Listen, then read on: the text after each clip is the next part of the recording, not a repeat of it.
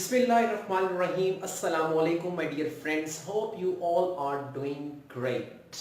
My name is Mustansir Yaqub and I am going to give you some information about English language in this video. I welcome you all in lesson 3 of English pronunciation, in which I am going to give you another English language alphabet that you can learn its correct pronunciation and then you can make your language different. Before starting this lesson, I would like to give you some information about International Phonetic Alphabet. They were introduced to learn any language in the world that you can learn through the symbols. And these symbols are called phonetic symbols. Through these symbols, you can learn English pronunciation of English language. I would like to tell you there are 26 letters and around there are 44 syllable sounds in English language.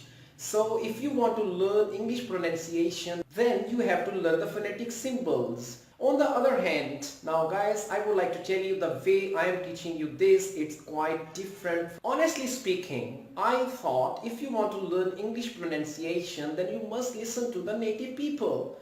So this is my experience or my observation that I have listened to English from the native people and I have understood how to pronounce the words with their correct sound. But my dear friends, I don't claim that my English pronunciation is 100% correct because I'm not native. I have learned it myself.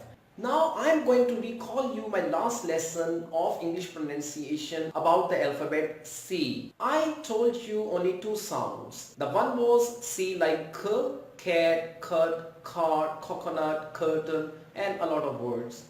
And then I told you the sound of CH like chair, cheat, chatting, challenge. But I did not tell you all the sounds, because I think the other sounds we are good at them.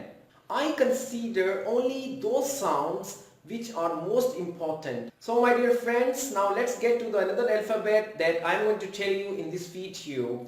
That one is K. You know, we use this word, we say okay. So this is not okay, it is okay. I would like to brief a little bit more about this sound.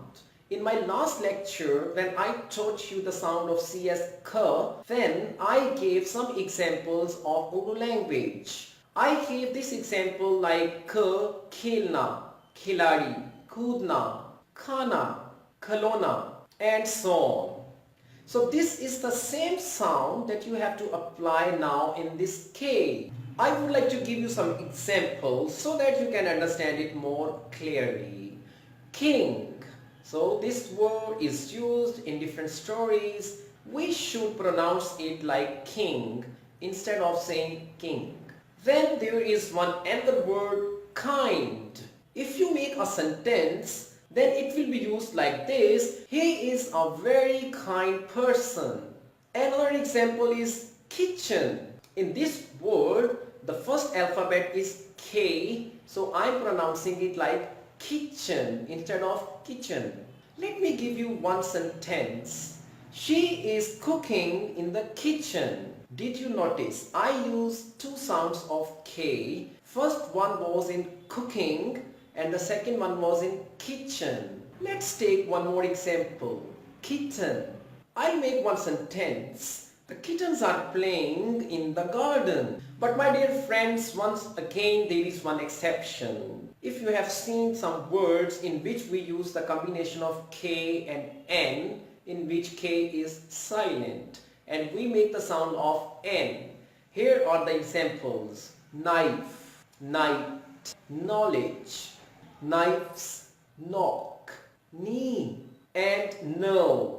In all these words, the K was silent, although it was in the start of the words. Alright my dear friends, I hope this lecture or this lesson will help you to make your English so adorable and attractive. I would come again and share my knowledge with you guys about English pronunciation. See you again. Until then, take care. Allah Hafiz.